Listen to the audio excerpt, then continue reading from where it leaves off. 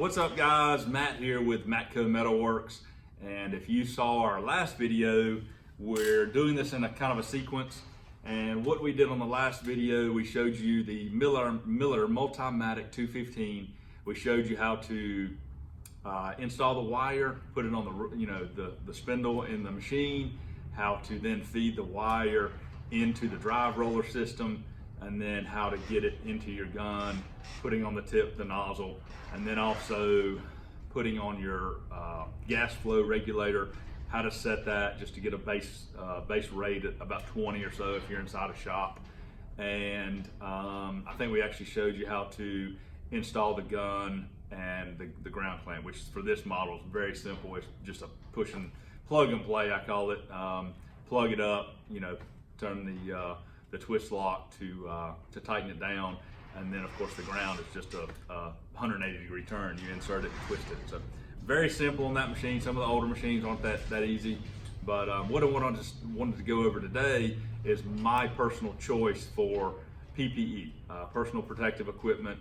It's very important you wear it. Glasses, gloves, anything, keep yourself from getting burned as much as possible. Protect your eyes. You'll thank yourself later down the road, and of course earplugs as well. So I'm going to go over what I wear. It kind of varies depending on the situation, but for the most part, you'll see me wearing a denim shirt. Even if it's hot out, I don't care. I'd rather wear this. It protects me, but also it keeps me from wearing out shirts. If you're doing a lot of grinding, you're going to notice your shirt's going to wear out in your stomach area because the grinder, you're usually grinding at table height, and it's going to just wear them out. So this protects, it saves my shirts. This lasts longer, it's more durable. This is a Dickies shirt from Walmart. They're 20 bucks. I wear them, that's about all I wear really.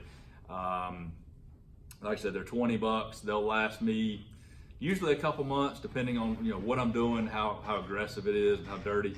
But this one, you can see it started to kind of fray at the bottom. So when it starts getting like that, I was grinding or something, caught it, and then it just kind of started to tear from there. So once it gets to that point, you need to start looking for another one because that's kind of flammable, but it'll catch on fire. But from there, if I'm not wearing that, here lately I've been using these sleeves. These are kind of something I go to quite a bit. These are a Lincoln. Miller, I'm sure, makes them, and there's probably some off brands as well. But so it's just a fabric here, but this is all 100% leather. So I'd say 75% of this sleeve is leather, and so if you put that on your wrist, it pretty much covers my whole arm. I'm 6'1", and so I've got a pretty long arm, so it's covering my whole arm, which is the basic area, where your sparks are going to be. You might get a stray spark here or there, but for the most part, it's going to protect your arms, and then of course you've got your gloves to cover your hands. So that's something I like to do, especially if it's super hot out.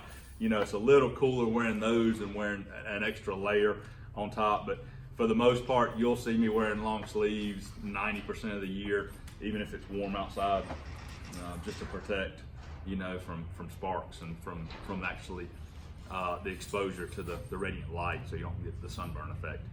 After that, you got a beanie cap. A lot of people don't wear these. You got, turn it on a baseball cap or something and do it, but I used to do that, but that's been a long time, and so I use beanie caps.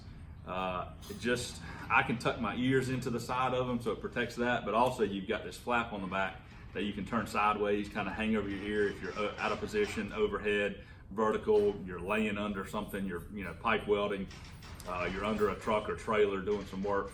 You can turn that and keep the sparks from going in your ear, which is kind of painful. So that's a beanie cap that you'll see me wearing every day if I'm welding, even if I'm in the shop. Usually I've got a beanie cap on. And then as far as gloves, most of the time I wear, this is a Tillman 24CL.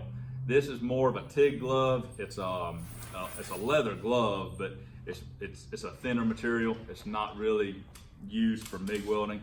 I use them, that's my personal preference because they're so much thinner, easier to work with. A lot of times we're welding, but then I'm going to the saw to cut something and I'm grinding something. If I was constantly welding, just nonstop or stick welding, I'd probably have a different choice of glove. But for the fact of, in a fabrication or a job shop like we have, You're jumping back and forth. So you need something a little easier to work with. And Tillman makes a 750 glove is a more geared more for for MIG welding environment. You could even stick weld with them. Thicker than this, they're longer. They come more, up past the wrist quite a bit. More of a MIG glove or even a stick glove. But they're also very easy to. Once you break them in, they're actually a very comfortable glove.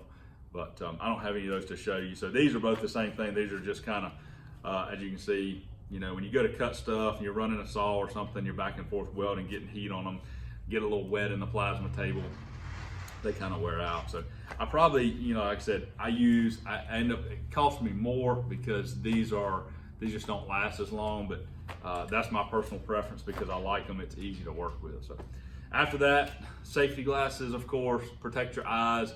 Hundreds of different options for these.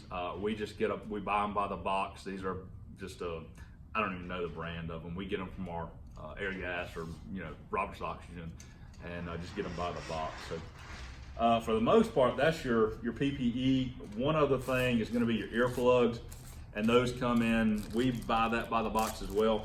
You can get the little 2-piece earplugs that you just ball up, stick in your ear. I prefer these. I just don't like the strings and stuff, hanging down.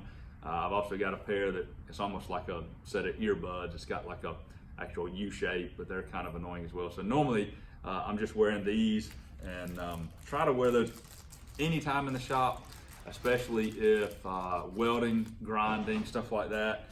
And if you want, you can get, these are actually the same thing, but they've got a string so you don't lose them, I guess. It's, just same thing. You ball them up, put them in your ear, but they've got the string so you can wrap them around your neck if you need to take them in and out. I do wear these a lot of times if I go into a plant or something and I'm going to be in and out, or I've got to talk to the maintenance people or something. I'll wear these because I can take them in and out. I don't have to put them in my pocket. I can just let them hang around my neck. So that's one good time for have this. If you're inside a plant, you got to take them in and out, or any other time you'd have to do that. So that's basically it for PPE. Very important that you have these things. Of course, you want to have steel-toed boots on, but for the most part, what you just saw, that's my, like I said, personal preference. The gloves, the beanie cap, the glasses, the shirts, or the leather sleeves, that's all personal preference. It's all about being comfortable. You'll hear me say that over and over again. So you have to choose what's comfortable for you. Yeah, you're probably going to have to try some different gloves, different glasses, different beanie caps, even different welding shields. They're all different. So hope that helps. That's what you're going to have to do once you get your welder set up. You've got to be able to protect yourself, your ears, your eyes, and keep from getting burnt. So hope that helps you guys. If you got any questions, comments, if you want to know what else we use, feel free to shoot us an email, comment down below, and click that like button and subscribe. So we'll see you on the next video and do a little live welding.